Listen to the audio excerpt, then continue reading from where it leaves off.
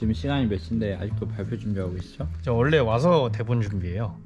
지금 대본 준비하고 계세요? 네, 저 지금 9페이지째 대본 쓰고 있거든요. 발표가 97장인데. 대본 없이 전대로 하신다. 저 전 대본 대본 없이 없이 오늘 대본 없이 아 그래도 5시 어제 반이네. 대본을 아, 입력을 그렇습니다. 할까 이렇게 시간이 딱 많이 이러다가 남았어요. 시간이 많이 남았어. 이렇게 성실합니다 제가. 요새 너무 많이 해서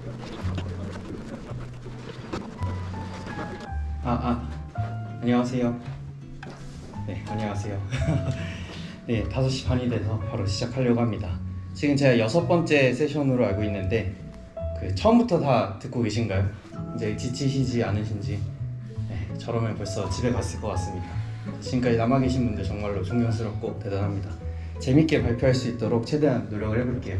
저는 6번째 웹 발표를 맡게 된 이승민이고요. 초 레거시 JSP 프로젝트를 최신 Next.js로 마이그레이션 하기라는 나름 어그로를 끄려는 그런 제목으로 재밌게 들고 왔습니다.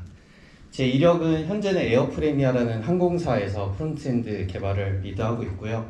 그리고 좀 특이한데 GD라는 게 있어요. 구글 앰베서더 같은 거라고 생각하시면 되는데 안드로이드 분야를 하고 있습니다. 저는 사실 10년 넘게 안드로이드 개발을 하다가 올해 5월부터 프론트로 바꿔서 하고 있거든요. 그래서 아마 여기 계신 분들보다 제가 더 못할 거라고 저는 생각을 합니다. 그래서 초보자의 발표라고 생각해 주시고 재밌게 들어주시면 좋겠습니다. 저는 뱅크샐러드, 드라마 앤 컴퍼니 이런 회사들에서 일했어요. 그래서 오늘 발표를 간단하게 목차를 소개해드리면 2개밖에 없어요. 그래서 Next.js랑 JSP라는 그런 혼종이 왜 탄생했는지, 저희 에어프레미아의 역사와 사업적 배경, 그리고 그 의사결정 과정들을 공유드리려고 합니다. 그래서 전체적으로 우리 상황은 이래서 이런 결정을 했다. 다 이런 흐름으로 가게 될 거예요. 그래서 혹시 학생분들이라면 살짝 어려울 수도 있습니다.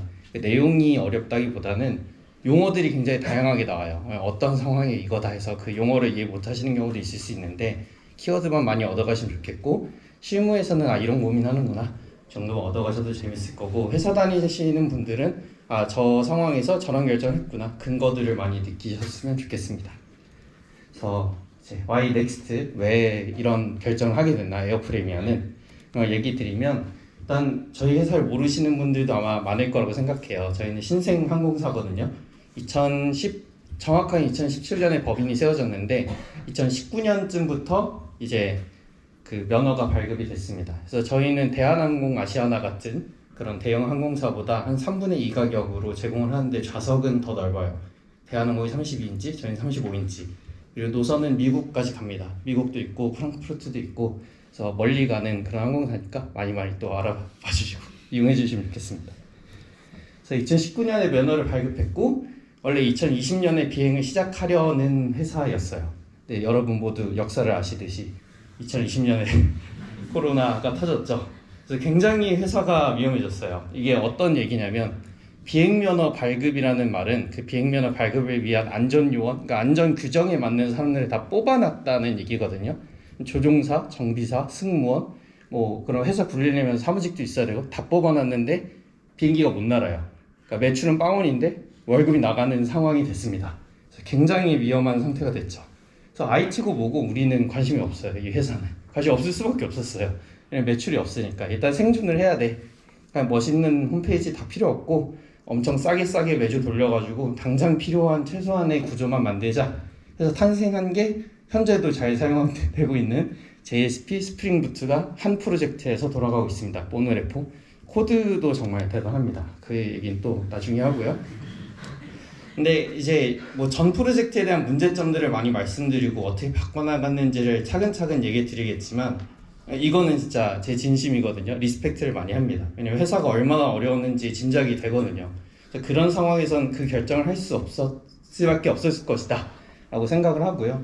3년 넘게 저희 에어프레미아를, 저는 그때 다니지 않았지만 어쨌든 버텨서 제가 다시 올 수 있게 해준 그런 JSP와 레거시들을 리스펙트한다. 정말 감사하다. 그래서 시간이 흘러서 이제 코로나가 끝났죠. 그래서 재밌는 세상이 됐어요. 다들 여행 가고 싶어하고 지금 여행 굉장히 호황입니다. 그래서 사업을 우린 확장하고 싶어요. 노선도 막 늘어나고. 하려고 하니까 확장이 너무 힘든 상황입니다. 현재 사실 제가 여기 2월에 입사했거든요. 여기 깃도 안 썼어요. 그래서 SVN으로라고 모르시는 분도 있을 텐데, 그래서 여러 가지로 정말 대단한 환경이었어요. 그래서 사업을 확장하려고 하니까 IT가 병목이에요. 뭐 아무것도 할 수가 없는 거예요. 그래서 에어프레미아 랩스라는 게 탄생을 했습니다. 사실 저는 에어프레미아 소속이 아니라 에어프레미아 랩스라는 IT 자회사 소속이거든요. 그래서 여기 대표님이 좀 최근에 새로 들어오시면서 IT 제대로 해야 우리가 사업을 확장할 수 있겠다 이런 결정을 해주셔서 랩스가 탄생을 하고 저를 비롯한 여러 개발자들이 모였습니다. 그래서 저희의 목적은 에어프레미아 본사의 IT 병목을 낮추는 것, 그게 단기적인 목표고 장기적으로는 항공이 1900년도에 등장한 산업인데 그때 이후로 이 비즈니스 모델의 핵심이 변하지 않았어요. 그냥 싼 비행기, 다들 가격밖에 안 보시잖아요. 저도 그렇거든요 사실. 근데 그거를 좀 IT로 어떻게 사용자 경험을 바꿀 수 있을까? 항공 산업을 혁신하고 싶다. 그게 저희 랩스의 존재 의미이자 비전입니다. 그래서 일단 랩스가 모여서 우리 IT 병목이라는데 그럼 문제를 파악을 해야 되잖아요. 어떤 게 문제인지 알아야 개선을 할 수 있을 테니까 하나씩 알아보기 시작을 했어요. 글씨가 좀 작은데 잘 보이시나요? 제가 읽어드리면서 할게요. 1번은 대부분의 로직이 GraphQL로 프론트에 있었어요. 그래서 백엔드는 API가 한 개고 프론트에서 GraphQL을 다 하고 있었습니다. 그래서 UI 비즈니스 로직 구분이 거의 뭐 불가능했습니다. 프론트에서 다 했어야 해가지고. 그리고 캡슐화가 없이 복사 붙여넣기 코드가 많아서 중복 작업이 많았어요. 그러니까 아까 한 화면에 5,000줄이 좀 넘으면서 그렇게 되는 화면이 되게 많은데 다 복사 붙여넣기예요. 좀 어떻게 잘 해보면은 되게 많이 줄일 수 있을 것 같은데 하지만 이미 다 복붙이 되어 있기 때문에 뭔가 하나를 수정하려면은 뭐 A라는 목적을 수정하고 싶어야 하면은 어느 클래스의 그 복붙을 다 고쳐야 되는지 파악부터 힘든 거죠. 그런 상황이었고, 그리고 소스 오브 트루스라고 하죠. 어떤 데이터의 원천, 무언가를 바꾸기 위해선 이걸 바라봐야 돼. 를 최대한 줄여서 해놓고 이렇게 이어져 나가야 개발이 수정이 쉽잖아요. 근데 그게 없어요. 곳곳에서 if else로 다 스트링 값으로 비교를 하고 있었습니다. 예를 들어 항공사는 노선이 중요하잖아요. 하와이 노선이 HNL이라는 코드를 써요. 개발자 생각이라면 DB에 HNL을 놓고 이거에 따라 뭐 객차해서 따라갈 것 같잖아요. 모든 프로젝트에 HNL 스트링이 있습니다. 그래서 노선 추가할 때 버그가 발생합니다. 그래서 그런 구조예요. 그래서 대부분의 중요 변수와 DB 쿼리가 다 스트링으로 되어 있어요. 그래서 오타 나면 이제 버그 납니다. 그래서 실수에 취약합니다. 객차가 아무것도 되어 있지 않아요. 서버 세션 저장소를 프론트에서 많이 활용했거든요. 그러니까 뭔가 프론트끼리 데이터를 주고받아야 돼 하면은 프론트 얘기가 아니라 그 스프링 서버의 세션 저장소에다 저장을 해놓고 받아와서 써요. JSP는 그게 되거든요. 그러니까 세션 하나 다른 거 하려고 바꿨는데 다른 기능이 뻑가는 거죠. 서로 공유를 많이 하니까. 그래서 너무 영향도 예측이 힘들다. 일단 프론트 입장에서는 JSP 자체가 난관이에요. 저희 회사 JSP 하는데 오실래요? 라는 말부터 거의 안 오실 거거든요. 그래서 채용이 잘 안 됩니다. 그리고 요즘 문서는 JSP로 문서도 잘 안 나와요. 다른 SDK들이. 그래서 여러 가지로 어렵다. 사실 이거 외에도 엄청나게 많은 문제점들이 있었는데 그래서 재개발을 결정을 했다. 이 얘기입니다. 그러니까 JSP가 나쁘다 뭐 이런 얘기가 아니라 만약 이걸로 우리가 사업을 유지할 수 있는 구조였다면 이걸 유지보수하는 게 더 싼 비용이었다면 아마 그렇게 했을 거예요. 근데 아까 말한 여러 가지 JSP도 문제지만 다른 코드베이스도 문제였기 때문에 우리가 빠르게 발전하는 확장하는 사업 속도를 따라가려면 재개발을 할 수밖에 없었다. 재개발 방법이 여러 가지가 또 있겠죠. 근데 단순하게 두 개를 줄여볼게요. 완전하게 재개발하는 거, 점진적으로 하는 거. 그래서 사실 저희가 원하는 건 완전한 거죠. 다 같이 뛰어들어서 으쌰으쌰 개발해서 다 갈아치면 얼마나 좋아요. 호환도 생각 안 해도 되고. 그래서 완전한 재개발을 검토를 해봤습니다. 항공사 시스템 만들어보자 하면은 여러분들 머릿속에 예약 시스템 생각이 날 거죠. 굉장히 쉽다고 생각을 하실 거예요. 저도 그랬으니까요. 근데 여기 있는 단어 중에 하나라도 아시는 분이 있을까요? 이게 항공사 용어예요. 저도 다 와서 배운 건데 PSS는 예약 솔루션이고 GDS는 여행사 대상 솔루션이고 나비테어는 PSS 회사의 제품 이름이고 세그는 여행 단위고 여행 경유 단위가 레그고 전이는 그걸 통합하는 거고 오픈전은 가서 육지로 이동했다가 돌아오는 여행 형태를 이동하는 겁니다. 그래서 여러 가지 지식이 이거 말고도 너무너무 많더라고요. 생각보다.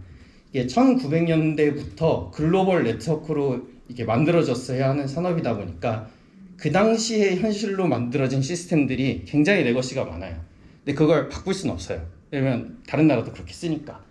그래서 이걸 파악하는 데만 해도 너무 오래 걸리겠다. 막 우리가 신이라고 쳐요. 우리 개발실도 신이 아니지만 신이라고 쳐도 6개월 이상 걸릴 것 같은 거예요.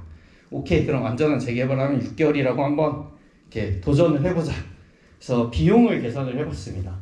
근데 저희가 정확하게는 아니지만 항공사 매출이 생각보다 좀 많이 커요. 이게 저희만 그런 게 아니라 원래 항공사가 그렇습니다. 저희가 돈을 잘 번다가 아니라. 그래서 저희가 6개월 매출이 N1000억이에요. 그럼 N1000억 나누기 2를 해도 100억 단위로 안 내려가는 금액이거든요. 6개월 동안 우리 개발 안 하면은 그 N1000억 나누기 2가 날라가진 않겠지만 뭐 더 발전하진 못하겠죠. 대표가 이걸 봐줄까요? 그럴 리가 없어. 저도 하기 싫을 것 같아요. 그러니까 불가능하다. 그래서 점진적 재개발이 결정이 됐습니다. JSP를 버릴 수는 없다. JSP에서 우리가 할 수 있는 한 유지 보수를 하면서 일부 개발자들은 JSP 하면서 일부 개발자들은 Next.js를 하면서 화면 하나씩 교체를 하자. 그래서 에어프레임이 아닌 이런 혼종이 탄생을 하게 됐습니다. 그래서 저런 배경이 있었구나. 그럼 이제 기술적으로 어떻게 해야 되나까지 좀 하나하나 알아가 볼게요.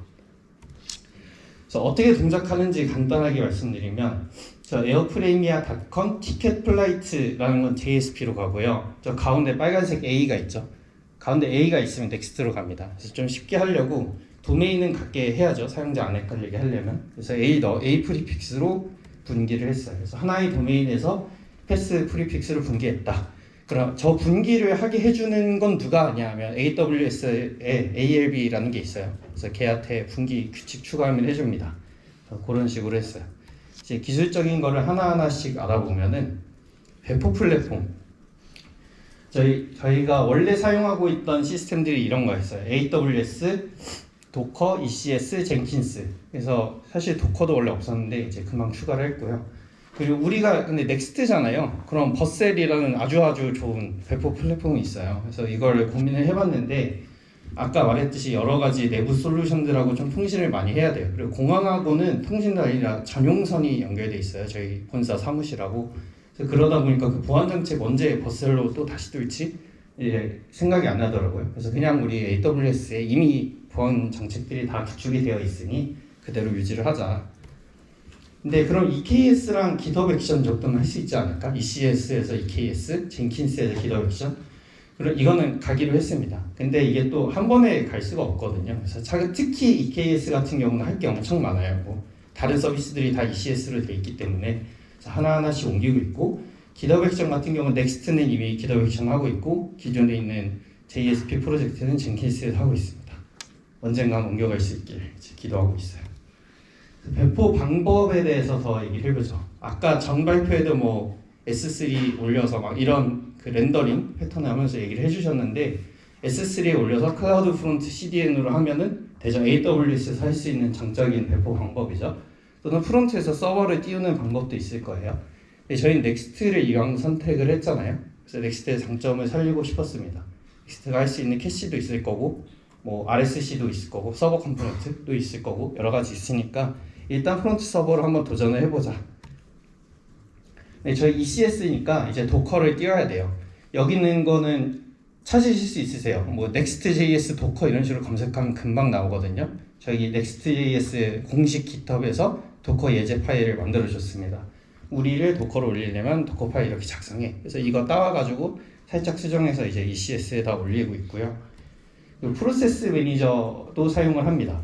노드는 싱글 프로세스니까 아쉽잖아요. 그래서 멀티 프로세스를 좀 하고 싶은데 그래서 PM2라는 거 쓰고요. 되게 유명한 거죠. 그래서 PM2에다가 그 ECS 도커로 해서 하는 거를 좀 삽질이 있었지만 하니까 되더라고요. 그래서 생각보다 일주일 내에 금방 했습니다. 그래서 프로세스 매니저도 추가를 했다. 그래서 저희는 이렇게 배포를 하고 있습니다. 그 CDN에 대해서 얘기를 드려보면 HTML, CSS, 폰트, 이미지 뭐 그 외에도 여러 가지 있겠죠. 자바스크립트도 있고 등등등. 그래서 정적인 파일들이 있을 텐데 스태틱 파일을 어떻게 서밍할까? 근데 국내 사용자가 대다수면은 넥스트가 프론트 서버니까 그냥 그 자체에서 내려줘도 사실 될 거거든요. 넥스트에서 캐시도 할 수 있고.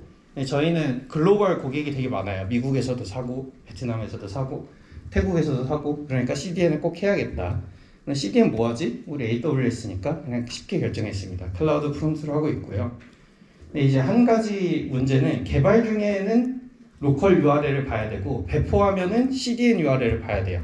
왜냐면 개발 중에 내가 어떤 CSS 변경을 했어요.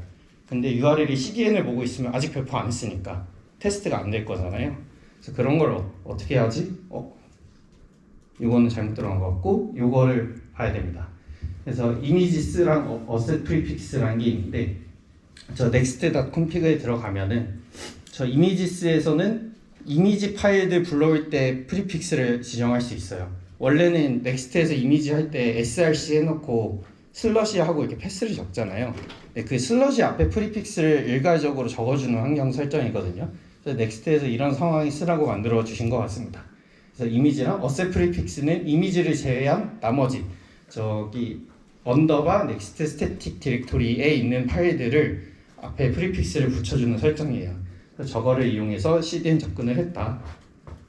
그래서 use CDN이라고 저 불림 값이 있거든요. 그래서 저게 로컬이면은 false가 나오는 거고 배포한 거면 true가 나오는 거고 이런 식으로 조정을 했어요.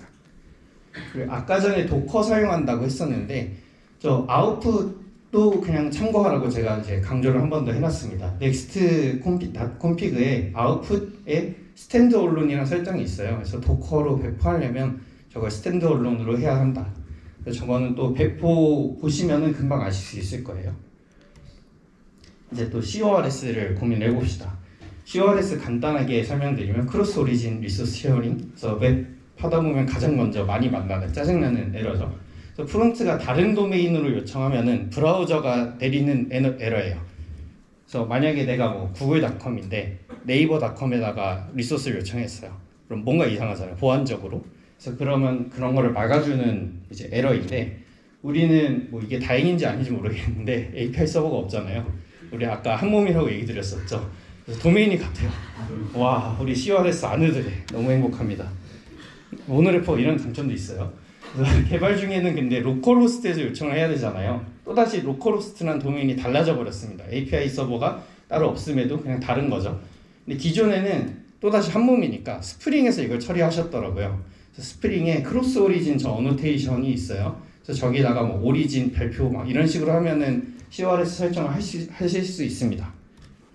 근데 넥스트는 또 포트가 달라요. 그러니까 기존 JSP 로컬호스트랑 넥스트의 로컬호스트는 포트가 다르게 해놨거든요. 두 개를 동시에 띄워놔야 될 경우가 있어서 포트가 다르니까 크로스 오리진 설정을 또 추가를 해야 되는 거예요. 도메인이 달라져 버려서. 근데 프론트 테스트 하려고 이렇게 스프링을 건드리는 게 뭐 기존 거야 기존 거대로 두고 우리 앞으로 추가하는데 이렇게 하는 게 맞나 싶어서 넥스트도 서버 프레임워크니까 그 안에서 프록시 짤 수 있을 것 같은데 그래서 프론트에서 프록시를 짜보자 결정을 했습니다. 그래서 리와이트라는 설정이 있어요. 제가 진짜 이 순서대로 다 작업을 했거든요. 아 이거 이렇게 해야 되는데 하고 넥스트에서 좀 검색하니까 뭔가 나와요. 그래서 너무너무 행복합니다. 넥스트 짱입니다. 저는 프론트 되게 시작한 지 얼마 안 그랬잖아요. 저 다른 프레임워크 진짜 하나도 모르거든요. 넥스트밖에 모르는데 너무 편하게 잘 돼 있어서 잘 쓰고 있습니다. 그래서 리와이트라는 어떤 넥스트 콘피그 JS에서 할 수 있는 설정이 있고요. 그래서 저기에서 소스 저 A 우리 넥스트는 A로 시작한다고 그랬죠. 그다음 CORS를 이제 붙였어요. 그럼 A CORS 패스로 오는 거면은 데스티네이션 베이스 URL 저거는 우리 그거죠. 기존에 있는 서버 URL이죠. 그럼 브라우저에서는 저 ACORS 패스로 요청을 하는 거라서 같은 도메인이니까 에러 아니네 하고 이제 페이크 치고 실제로는 저 데스티네이션을 요청을 해서 리소스를 받아올 수 있게 해주거든요. 그게 이제 프록시 역할이죠. 이런 식으로 CORS를 로컬에서의 상황에서 해결을 했다. 이제 인증으로 넘어가 보겠습니다. 제가 발표가 몇 시까지죠? 20분까지인가? 굉장히 빨리 끝날 것 같은 생각이 드네요. 네, JSP 화면에서 로그인하고 넥스트 화면으로 이동한다고 쳐볼게요. 뭐 내가 약관 화면을 보다가 거기서 로그인을 했어요. 근데 약관은 JSP였는데 예매 화면으로 넘어갔는데 거기 넥스트라고 쳐요. 그럼 로그인이 끊기겠죠. 아무것도 안 했다면 다른 프로젝트잖아요. 그러니까 인증이 교환이 돼야 돼요. 인증이 서로 계속 유지가 돼야 돼서 어떤 식으로 이거 인증을 유지를 하지? 그래서 세션 기존 방식은 이렇게 돼 있었습니다.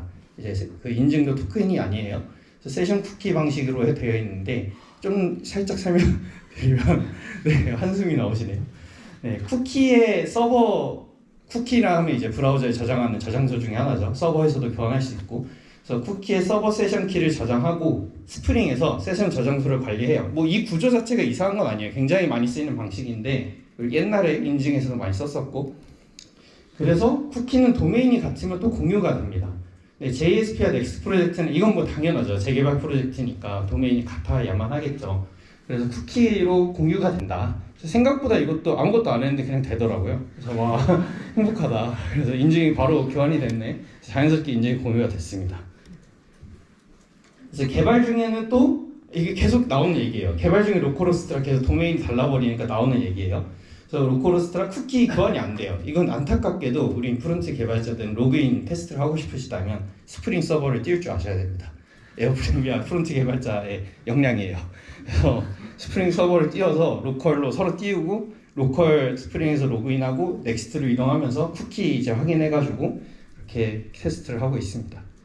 이 세션 쿠키 인증 방식 자체가 엄청 노후화됐다고 하긴 뭐 하지만은 단점들이 또 여러 가지 있어요. 그래서 최근에는 JWT라는 방식의 토큰으로 인증을 많이 하는데 옮겨갈 계획입니다. 근데 이 옮겨가는 게 뭐 여간 힘든 게 아니죠. 유저 다 바꿔야 되는데, 그래서 당장은 못하고 좀 나중에 하자. 그래서 강한 우선순위로 들고 있는 상황입니다. 이제 서버 통신 이야기로 넘어가 볼게요. gRPC, REST, GraphQL. 그래서 요 세 가지 중에 우리 어떤 걸로 할까 좀 고민을 해봤어요. 이제 GraphQL을 한 번 더 검토를 해보면은 자유도가 되게 극대화된다. 데이터를 내가 원하는 걸 요청해서 가져오니까. 그래서 개발 조직이 클 때 장점이 발휘된다고 저희는 생각을 했어요. 개발 조직이 너무 커서 커뮤니케이션 비용이 너무 높은 거예요. 그때는 프론트가 원하는 데이터를 그때 가져올 수 있는 걸 백엔드가 알아서 개발해 놓으시고 프론트에서는 알아서 가져가서 쓰시고, 그래서 그런 식으로 쓸 때 장점이 발휘된다. 뭐 단점을 꼽자면 프론트에서 명세 파악을 하나하나 하셔야 되니까 그런 것도 어려울 거고, 백엔드에서는 원하는 데이터를 그냥 아무렇게나 자유롭게 가져가게 한다 라는 것 자체가 구현 난이도가 좀 높아요. 원래 제약이 있을 때 개발이 쉬워지고 자유로울수록 어렵잖아요. 그래서 그런 점에서 어려워진다. 이제 우리를 생각해보면 저희 20명도 안 되거든요. 아까 저희 개발 조직이 클 때 장점이 발휘된다. 서로 자유도를 극대화할 때 우리는 그냥 자유롭지 않게 커뮤니케이션 하자. 그래서 말로 때우면 되지 않을까. 그래서 커뮤니케이션을 복잡도 제어가 가능할 것 같은데 그냥 뒤 돌아가지고 얘기하면 되잖아요. 그래서 우리 20명 조직이니까 GraphQL은 아웃을 하자. 그렇게 결정을 했습니다. 그리고 gRPC를 이제 검토하기 시작했어요. gRPC는 HTTP 2.0이죠. 이건 넘어갈게요. 이거 그냥 컴퓨터공학 내용이니까 2.0이라서 빠릅니다. 여러 가지 장점이 있어요. 근데 몇 브라우저에서 지원을 하지 않아요. 실제 앱 단위에서는 되게 많이 사용을 하고 있는 걸로 알고 있어요. 앱에서는 지원을 하니까. 근데 웹에서는 뭐 웹은 호환성의 시대잖아요. 여러 가지 브라우저 다 해야 되는데 그걸 다 지원하기가 힘드니까. 그래서 사실 gRPC 웹이라는 라이브러리도 있더라고요. 그 사이 계층에서 브라우저를 지원해 주는 것도 있던데 그것까지 하기에는 우리가 좀 공수가 너무 많이 든다. 그리고 공부하면서 하기에는 너무 힘들 것 같아. 그래서 일단 아웃을 했습니다. 근데 gRPC 제가 이전 이제 뱅크샐러드라는 회사에서 이런 식으로 썼었거든요. gRPC REST로 혼용하는 방식이 있어요. 그래서 백엔드랑 프론트는 REST로 하는데 그 백엔드에서 gRPC REST 변환하는 게이트웨이를 둬서 프론트하고 통신을 하고 백엔드 내부에서는 gRPC로 통신을 할 수가 있습니다. 그래서 게이트웨이를 두는 방식이죠. 요거의 장점은 gRPC 장점 자체가 뭐 빠른 것도 있지만 프로토버퍼라는 게 나와서 인터페이스 랭귀지가 나오니까 명세 교환이 엄청나게 쉬워진다. 그냥 내가 아이디를 한번 짜면은 프론트도 그걸로 쓰고 백엔드도 그걸로 쓰고 그걸 GitHub에서 명세 공유를 하니까 그래서 뭐 문서에서 내가 잘못 읽고 이런 일이 없어지겠죠. 그래서 그런 장점이 있으니까 이것도 한번 검토를 해봤습니다. 요거를 하려면 서버 내부 통신이 gRPC가 돼야 되잖아요. 그럼 서버가 gRPC를 적용해야 된다는 얘기입니다. 그래서 스프링에서 gRPC 적용 가능한가? 예, 가능해요. 라이브러리도 있고 사례도 있고 가능은 한데 그래서 우리가 가능하냐를 따져야 되니까 그래서 많은 리팩토링이 역시 필요한 거죠. 아까 뭐 프론트 코드들에 대해서 오늘은 중점적으로 얘기를 드렸지만 백엔드 코드도 또 나름의 고충들이 많은 상황이었거든요. 그래서 이거를 gRPC를 못 바꿀 것 같아. 그리고 재개발 프로젝트는 속도도 중요해. 우리가 빨리빨리 넥스트로 다 넘어가야 이 사업에서 원하는 걸 기능들을 빵빵 쳐낼 수 있는데 언제까지 JSP에서 데이터 하나 넣는 거 이렇게 고생을 할 거야. 저희가 CSS에서 데이터 받아와서 사용하는 것도 있어요. 그러니까 데이터 저장을 안 하니까 UI에 나와 있는 데이터 히든 인풋해서 가져오는 방법도 아직 많이 쓰시거든요. 그래서 뭐 정말 느립니다. 그거 유지보수 하는 게. 그래서 재개발을 빨리 하고 싶으니까 우리 저런 거 스프링 gRPC 도전할 시간이 너무 없어. 그래서 혼용도 안 하기로 했습니다. 결국에 그냥 든든하다 국밥 같은 레스트로 네, 결정을 하게 됐습니다. 이제 서버 통신도 정했으니까 어떻게 통신할지도 정해야 되잖아요. API 인터페이스. 그래서 명세 공유 스프링이랑 레스트가 있으면은 또다시 또 국밥이 하나 나오죠. 스웨거가 있습니다. 스웨거 방법도 너무 많아요. 굉장히 다양하고 사례도 너무 많아요. 그래서 스웨거는 너무 쉽게 할 수 있을 것 같아요. 바로 결정. 근데 스웨거는 문서 자동화를 해주는 거거든요. 그냥 서버 코드에서 문서가 따라락 나와서 그걸 읽으면서 프론트 분들 개발하세요. 근데 우리 프론트는 결국 그 문서 보면서 개발해야 되잖아요. 이거 자동화 한 번 더 못할까 고민을 좀 해봤습니다. 그러니까 이런 게 나오더라고요. 오픈 API 제너레이터라는 게 나와서 저 스웨거의 제이슨 기반으로 UI가 그려지거든요. 그 제이슨 가지고 타입스크립트 모델로 변환해주는 그런 라이브러리가 있어요. 그래서 이거 하니까 짱 편한데 만약 이것도 시간이 오래 걸렸다면 좀 뺐을 거예요. 우린 계속 그 사업 속도를 중요시하는 결정들을 하니까 굉장히 쉽게 됐습니다. 그래서 요게 끝이에요. 오픈 API 제너레이터 스크립트고요. 저 문서에 다 있는 거예요. npx 골뱅이 오픈 API tools 제너레이터 CLI 어쩌고 저쩌고. 그래서 저 타입스크립트 fetch라는 거 써서 인풋 파일에 스웨거 제이슨 넣고 아웃풋 파일은 이제 새롭게 만들어지는 그 타입스크립트 디렉토리고. 그래서 저 exec 그냥 스크립트 쉘 스크립트 돌린 거죠. 그러면 이거 이제 하나만 따온 거예요. 그래서 get login status라는 함수가 저렇게 뿅 나와요. 그래서 저거 말고도 쭉 엄청나게 많이 나옵니다. 타입스크립트에서 쉽게 사용할 수 있겠죠. 그래서 저런 식으로 우리는 API 명세 공유를 한다. 스웨거로 하고 타입스크립트로 자동 변환해서 잘 쓰고 있다. 내용이 엄청 많이 나오죠. 그래서 CMS 또 보겠습니다. 이제 금방 끝날 거예요. 지금 제가 97페이지까지 있는데 현재가 76페이지거든요. 곧 끝날 겁니다. CMS는 콘텐트 매니지먼트 서비스잖아요. 그래서 스태틱 페이지를 관리할 때, 정보성 페이지를 관리할 때 사용하는 툴을 의미합니다. 근데 저희가 항공사가 정보성 페이지가 생각보다 엄청 많더라고요. 우리 그냥 비행기 예약할 때 조회해서 땡 넘어가니까 잘 모르시겠지만 그 규정 때문에 수화물 규정, 무슨 약관, 어쩌고 저쩌고 해가지고 정보들이 엄청 많아요. 그게 다 법 때문에 해야 되는 거거든요. 그래서 CMS가 많은데 본사의 수정 요청 중에 이 규정 때문에 반하는 게 하도 많으니까 이거 바꿔주세요 하면 지금은 배포를 해야 됩니다. JSP에서 문구 바꿔서. 그래서 맨날 오는 일주일에 한 3-4번 오는 것 같아요. 이거 문구 바꿔주세요. 문구 바꿔주세요. 그리고 또 배포해야 돼. 배포해야 돼. 이러고 있으니까 너무 괴로운 거죠. 그래서 자동화를 위해서 CMS 검토를 시작을 했습니다. CMS는 종류가 엄청 많아요. 이건 국룰이란 게 없어요. 너무너무 많은데 저희는 뭐 많은 검토 과정을 거쳐서 스트라피라는 걸로 선택을 했습니다. 그래서 스트라피의 장점은 뭐냐면 일단 설치형을 할 수가 있어요. 오픈소스 기반이기 때문에. 그래서 설치로 하니까 우리 아까 말한 내부 통신을 위한 여러 가지 보안망으로 들어오는 게 중요한데 DB 자유도가 되게 높다. 우리 마음대로 DB 꾸며놓고 스트라피 연동을 할 수 있다. 이런 게 있었고, 그리고 저렇게 하는 게 굉장히 쉬웠어요. 그 명령어 하나로 넥스트가 뭐 크리에이트 넥스트 앱 그렇게 하면 딱 만들어지잖아요. 스트라피도 그렇게 해놨더라고요. 그렇게 하니까 다 DB 연동 안에 코드로 살짝만 해놓으면은 뿅 어드민까지 다 나와서 굉장히 쉽게 설치를 할 수 있어서 너무 좋았다. 그리고 이게 헤드레스 CMS입니다. 헤드레스를 잠깐 설명드리면 디자인이 없는 그런 CMS를 의미해요. 그냥 데이터만 내려주는 거고 우리는 데이터를 받아서 마크업은 우리가 직접 하는 거거든요. 근데 그걸 원했어요.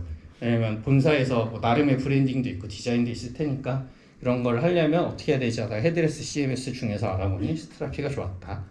그래서 CMS도 해결이 됐습니다. 이벤트 트래킹 얘기로 넘어갈게요. 프론트나 앱 개발자랑 굉장히 중요한 부분이죠. 그래서 GA, 뭐 믹스 패널, 앰플리튜드 있을 거고 채널톡 안 쓰는 데도 있겠지만 뭐 메타, 페이스북입니다. 카카오, 네이버, 픽셀이라고 있어요. 광고할 때 하는 개인화 정보. 그리고 더 나아가면 데이터 웨어하우스 만들어야 되니까 레드시프트도 있고 저는 인사이더라고 CRM을 쓰는데 브레이즈라는 게 좀 유명하죠. 그런 것들이 있습니다. 이거는 데이터 분석도 있고 광고도 있고 개인화로 어떻게 메시지도 보내야 되고 그런 거를 하려면 데이터 기록을 여기저기 많이 해야 돼요. 이걸 지금 다 설명하기 힘들고 데이터 기록을 엄청나게 해야 된다. 프론트가. 근데 보통 이벤트 트래킹은 이런 플랫폼들이 하도 많으니까 그냥 어떤 SDK 매니저, 뭐 데이터 매니저 이런 매니저를 자체적으로 만들고 그 안에다가 요번에 우리 앰플리튜드 쓰는 걸로 계약이 됐는데 추가해 주세요 하면 그 매니저 안에다 앰플리튜드 SDK 추가해서 트랙 넣는 거죠. 트랙 메소드 하나에다 이렇게 껴넣는 거죠. 트랙 메소드는 온갖 SDK 호출 메소드가 모여 있는 경우가 대부분입니다. 근데 이거의 단점은 데이터 플랫폼이 늘어날 때마다 SDK가 일단 추가돼야 돼요. 그리고 그냥 그렇게 딱 추가돼서 트랙해서 해결되면 행복하겠지만 플랫폼마다 또 미묘하게 다른 게 막 나와요. 이거는 저렇게 해야 되는데 이건 저렇게 해야 되는데 그거 어거지로 맞추느라 또 힘들고 그런 케이스들이 많이 나옵니다. 근데 이게 개발자만 괴로운 게 아니라 사업도 괴로워요. 사업도 지금 이거 빨리 이벤트 트랙해서 이벤트 해가지고 광고해야 되는데 사용자한테 메시지 보내야 되는데 이거 나 빨리 분석해서 사업적인 결정을 해야 되는데 개발 배포해야 되니까 테스트 때문에 2주 기다리래. 2주 뒤에 데이터 봐야 된다고? 사업도 화가 나고 개발자도 막 이거 막 일주일 만에 만들려고 화가 나는 거죠. 그래서 저희는 CDP라는 걸 사용하는 걸로 결정을 했어요. 이게 좀 비싼 거긴 한데 커스터머 데이터 플랫폼이라고 이런 데이터 흐름을 한 곳에서 관리하는 툴들이 있습니다. 그래서 뭐 여러 가지가 있지만 저희는 러더스택이란 걸 써요. 그래서 세그먼트가 1위고 러더스택이 2위인데 저희는 뭐 가격적인 면 때문에 2위인 러더스택을 선택을 했습니다. 그래서 뭐 저기 뭐 키값은 제가 좀 지어놨고 이런 식으로 돼요. 저기 위에 왼쪽 위에 두 개 보시면 돼요. 자바스크립트 알파 웹 에어프레미아, 자바스크립트 프로드 웹 에어프레미아라고 있거든요. 저 알파 프로드는 뭐 아실 것 같고 웹에서 이벤트가 발생하면 저 왼쪽 위에로 가요. 저걸 소스라고 부릅니다. 오른쪽에 있는 게 데스티네이션이에요. 그럼 데스티네이션으로 데이터가 이렇게 흘러가요. 저 아이콘들 보시면 저 GTM 있고 GA 있고 레드시프트, 믹스패널, 저기 우리가 자체적으로 만든 웹훅도 있습니다. 그래서 여러 가지 데스티네이션 이거 말고도 엄청 많아요. 그래서 우리 개발자는 저 왼쪽 소스에 이벤트 넣는 것만 신경 쓰시고 오른쪽 데스티네이션으로 가는 거는 저희가 하지 않았습니다. 개발은 이벤트 명상에 집중하고 각 플랫폼에 맞게 데스티네이션 하는 건 이제 딸깍으로 PO 분들이 하실 수 있으세요. 사실 딸깍까지는 아닌데요. 스크립트를 좀 짜야 되는데 그래도 상당히 쉽게 할 수 있다. 기존에 우리가 하던 것보다. 그래서 저런 걸 써서 데이터 명세를 좀 더 이제 아름답게 뿌리고 있다. 근데 이것만 말씀드리면 그냥 소스에서 데스티네이션으로 가는 게 편해졌어요. 그러니까 일방향이 편해졌어요. 장점밖에 없거든요. 근데 아직 이렇게까지 활용은 못하고 있지만 저희는 이런 활용 가능성도 보고 있습니다. CDP의 장점은 배치를 통해서 사용자의 복잡한 데이터를 불러와요. 홈페이지에서 주기에는 힘든 좀 더 예시까지 보여드릴게요. 그래서 가져와서 데이터 웨어하우스에 넣어요. 그리고 데이터 웨어하우스가 소스가 돼서 CRM 이벤트를 넣어요. 이거 말이 좀 어렵죠. 근데 그리고 개인화 마케팅 온 합니다. 그래서 예시를 하나 가져왔는데 LA 노선을 6달 내에 3번 이상 예약한 사용자를 가져와줘 라는 거를 프론트에서 못 보내주죠. 이거 DB 쿼리 맨날 날릴 수도 없고 이거는 배치를 통해서 뭐 하루에 한 번이든 뭐 며칠에 한 번이든 저 뒤에서 열심히 돌아가지고 데이터 웨어하우스에다가 이 데이터를 막 넣어줘요. 근데 저 데이터 웨어하우스가 소스가 되면은 저런 조건이 발생한 애가 됐을 때 CRM 솔루션, 뭐 인사이더가 됐든 브레이즈가 됐든 저는 브레이즈가 유명하니까 브레이즈로 적었어요. 거기다가 나 이거 뭐 좀 날려줘 라고 트리거를 해주면 교민한테 관련 안내를 전송할 수가 있겠죠. 그래서 이런 식으로 하는 것도 이게 개발로 하려면 생각보다 그 파이프라인 좀 빡세게 짜야 되거든요. 근데 CDP를 쓰면은 딸깍으로 된다. 그래서 너무너무 좋다. 근데 비싸요. 이거 억 단위입니다. 그래서 회사한테 감사한 그런 거죠. 편한 대신 비싼 거죠. 네, 다 끝났습니다. 이제 마지막 슬라이드고요. 지금 6시 3분이고 제가 20분까지죠. 딱 좋네요. 그래서 기타 기술 스택 그냥 우리 굉장히 기본적인 기술 스택이에요. 우리가 뭐 쓰냐? Next.js 13이고 14가 최근에 나왔더라고요. 아직 올리진 않았어요. 테일윈드 CSS 쓰고요. 샤드 CN이라고 저 또 헤드레스 CSS 라이브러리가 있어요. 저거 쓰고 상태 관리는 조타이라는 거 씁니다. 그 가장 중요한 이유를 안 얘기 드렸는데 그럼 왜 넥스트를 했어요? 딴 걸로 할 수도 있을 텐데 JSP랑 그냥 최신 기술이니까 많이 써보고 싶었고 제가 웹을 잘 몰라서요. 그냥 이게 유명하다 그래서 골랐습니다. 좀 무책임하지만 근데 다른 개발자분들도 있었거든요. 웹 오래 하셨던 그분들도 13 한번 써보고 싶었다. 그래서 이번에 같이 결정을 하게 됐습니다. 그래서 발표가 거의 마무리 되어가고 있는데 제가 오늘 굉장히 많은 내용들을 얘기 드렸죠. 제가 그 처음에도 얘기 드렸듯이 좀 어려울 수도 있다. 용어가 너무 많이 나온다. 내용이 어렵다기보다 그렇게 말씀드렸었는데 이렇게 프로젝트를 그냥 토의로 할 때는 금방금방 했던 게 운영으로 만들려니까 좀 많은 게 고려돼야 됩니다. 그 많은 거를 잘 고려하려면 우리 상황이 뭔지 파악을 굉장히 잘 하고 그거에 따라 의사결정을 이제 하나하나 수지타선을 맞춰가면서 주로 시간과 비용을 많이 따지죠. 그런 걸 해야 된다. 그래서 이번 발표를 통해서 어떤 고민으로 도메인 그리고 기술, 현실을 읽는가 그런 것들 여러분들에게 큰 영감을 주었기를 기대합니다. 그래서 에어 프리미어 랩스는 이제 개발을 이렇게 구축을 했으니까 열심히 달리고요. 이제는 발표는 사실 끝났습니다. 이거 개인적인 홍보예요. 완전 개인적인 홍보입니다. 제가요 유튜브를 하고 있거든요. 그래서 여기 QR코드가 있으니까요. 예, 구독해 주시면 너무 감사하고요. 그 고프로 저 찍고 있는 것도 다 여기 올라가요. 이거 발표 다 올릴 겁니다. 그리고 사실 혹시라도 들어가시면은 아니 개발 안 올리고 이상한 것만 있네 하면 그게 맞습니다. 저 여행 유튜브를 하고 있어서요. 예, 여행 영상들 올리고 있습니다. 완전 취미로 하는 거니까요. 저는 이제 본업은 유튜브고 이제 부업으로 개발을 하고 있다 그렇게 생각하고 있거든요. 네, 그래서 오늘 발표는 여기까지 하겠습니다. 들어주셔서 감사합니다. 네, 가볍게 시간이 좀 남았죠. 15분 정도. 네. 10분까지 하겠습니다. 그럼 5분 남았는데 질문 받겠습니다. 네, 발표 잘 들었습니다. 근데 이제 내용 중에 궁금한 게 JSP를 이제 리액트로 전환하면서 사실상 JSP 이제 와스에서 사용하고 있던 거를 이제 노드 이제 PM을 통해서 이제 노드 서버로 바꾼 거잖아요. 그런 작업을 하시면서 사실상 쉬운 작업은 아닌데 가장 힘들거나 어려웠던 부분이 있었을까요? 생각보다 그 기술 자체 난이도는 높지 않았던 것 같아요. 그냥 저의 지식 부족, 제가 다 처음 해보는 거라 다 공부하면서 하느라 그게 제일 어려웠던 것 같고 왜 쉬웠을까를 생각해보면 그냥 분리된 거여서 그랬던 것 같아요. 두 개 뭐 어디는 JSP 이렇게 한 게 아니라 화면으로 아예 분리를 해버렸잖아요. 그래서 화면 단위로 재개발을 하고 있거든요. 요번에 이 화면 넥스트 갑니다 하면은 그게 다 만들어지면 갈아쳐버리고 아까 그 도메인으로 이런 식으로 하고 있어서 생각보다 둘이 막 혼합이 되는 경우는 많이 없었어서 혼합이 되는 케이스는 많이 말씀드렸던 것 같아요. 인증도 있고 CORS 뭐 이런 것들. 근데 이게 아름답게 도메인이 다 똑같아서 그거는 또 행복하게 잘 해결됐습니다. 감사합니다. 네. 운영 단계 배포를 하시면서 혹시 예상하지 못한 오류나 이슈가 있었으면 공유해 주실 수 있을까요? 개발에서는 잘 되는데 운영에서 안 된 거. 제일 최근에 엄청 힘들었던 게 스트라피 CMS 때문에 좀 힘들었는데 이건 라이브러리 문제긴 해요. 그게 저희가 막 테스트를 엄청나게 하다 보니까 스트라피가 커스텀 데이터베이스를 허용을 잘 안 하더라고요. 이게 뭔 말이냐면 스트라피가 데이터베이스 자체를 이렇게 데이터를 넣고 빼는 걸 스스로 하는데 거기다가 우리가 강제적으로 데이터베이스 스키바를 변경을 시키면 이거 내가 모르는 건데 하고 뒤로 돌려버리는 게 있어요. 근데 저희가 뭐 어떻게 했는지는 모르겠는데 아마 잘못했겠죠. 계속 뒤로 돌아가더라고요.